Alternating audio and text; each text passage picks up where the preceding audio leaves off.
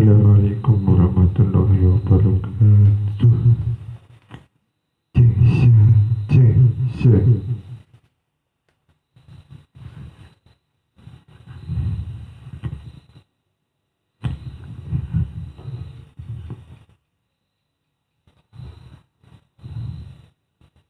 Bismillahirrahmanirrahim. Alhamdulillahi rabbil alamin. Nahmaduhu wa nusallim ala rasulihil karim. Asyhadu an la ilaha illallah wa asyhadu anna Muhammadar Rasulullah la nabiyya ba'dah. Qala Allahu ta'ala fi kitabihil karim, a'udzu billahi minasy syaithanir rajim.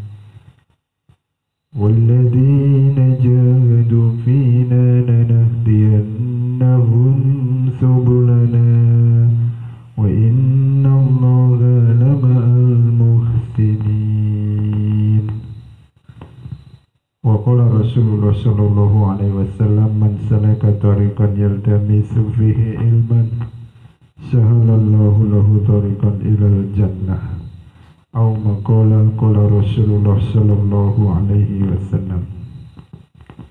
Alhamdulillah, bersyukur kepada Allah Subhanahu wa taala karena kita semua masih diberikan nikmat iman, Islam, barokah umur, sehingga kita masih mampu melaksanakan aktivitas sebagaimana biasa, dan juga kita masih bisa melaksanakan perintah-perintah daripada Allah Subhanahu wa taala.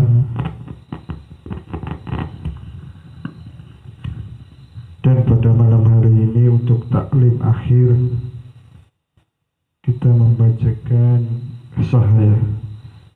kisah-kisah sahabat atau hayatus sahabah.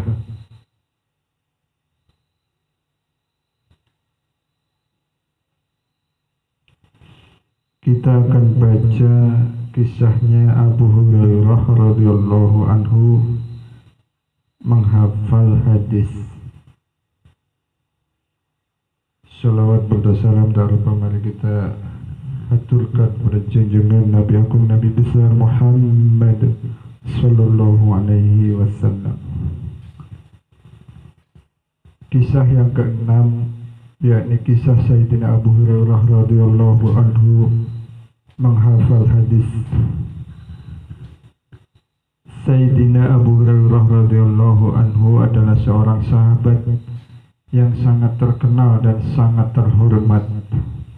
Ia begitu banyak meriwayatkan hadis sehingga tidak tertandingi oleh sahabat lain. Orang-orang merasa heran terhadap dirinya karena dalam waktu yang sangat singkat, kira-kira dalam 4 tahun, ia mampu mengingat hadis-hadis daripada baginda Rasulullah sallallahu alaihi wasallam begitu banyak. Padahal ia masuk Islam pada tahun ke-7 Hijriah dan baginda Rasulullah SAW wafat pada tahun ke-11 Hijriah. Ketika orang-orang bertanya, wahai Abu Hurairah, bagaimana engkau dapat menghafal hadis sebegitu banyak? Sayyidina Abu Hurairah radhiyallahu anhu menceritakan sebabnya. Orang-orang mengatakan, bagaimana Abu Hurairah meriwayatkan banyak hadis? Pada umumnya saudara-saudaraku kaum muhajirin adalah para pedagang, sehingga harus pulang pergi ke pasar. Sedangkan saudara-saudaraku kaum Ansor adalah kaum petani. Mereka selalu sibuk dengan urusan pertaniannya. Nah, sedangkan aku termasuk ahli sufah, miskin yang selalu duduk di majelis Rasulullah SAW. Aku makan jika datang makanan, dan aku menerima apa adanya. Aku berada di dekat baginda Rasulullah SAW ketika orang lain tidak bersama baginda Nabi Muhammad SAW. Aku menghafal sesuatu dari beliau yang orang lain tidak bisa menghafalnya. Suatu ketika aku mengadukan daya hafalku kepada baginda Rasulullah SAW. Beliau bersabda, "Hamparkan kain selimutmu." Aku pun menghamparkan kain selimutku. Kemudian baginda Rasulullah SAW memberi isyarat dengan kedua tangannya di atas selimut itu dan bersabda, "Tempelkanlah kain itu." Aku pun menempelkannya ke dadaku. Sejak saat itu aku tidak pernah lupa apapun yang telah aku hafal. Hadis riwayat Bukhari. Faidah: Ahlus Sufah adalah orang-orang yang tinggal di tempat seperti zawiyah atau ruang berzikir. Baginda Nabi Shallallahu Alaihi Wasallam, mereka tidak memiliki nafkah tertentu untuk hidup mereka. Mereka seolah-olah tamu bagi Nabi Shallallahu Alaihi Wasallam. Jika datang hadiah atau sedekah kepada baginda Nabi Shallallahu Alaihi Wasallam, dari situlah kebanyakan nafkah mereka. Sayyidina Abu Hurairah radhiyallahu anhu adalah salah seorang di antara mereka. Terkadang untuk beberapa lama ia mengalami kelaparan. Ia kadang-kadang terlihat seperti terkena penyakit gila karena lapar. Sebagaimana telah dikisahkan dalam bab ketiga kisah ketujuh, meskipun demikian ia tetap sibuk menghafal hadis-hadis baginda Rasulullah Shallallahu Alaihi Wasallam. Sehingga karena kesungguhannya sampai sekarang hadis dari riwayatkanlah yang banyak. Sekarang hadis dari riwayatnya lah yang paling banyak. Syekh Ibnul Jauzi rahimahullah alaih menulis dalam kitab Talqih bahwa ada 5.374 hadis yang diriwayatkan oleh Sayyidina Abu Hurairah radhiyallahu anhu. Pernah Sayyidina Abu Hurairah radhiyallahu anhu meriwayatkan hadis tentang jenazah, bahwa baginda Rasulullah SAW bersabda, barang siapa ikut sholat jenazah kemudian pulang, maka ia bersabda, barang siapa yang ikut sholat jenazah kemudian pulang, maka ia mendapat pahala 2 qirot. 1 qirot lebih besar daripada gunung Uhud.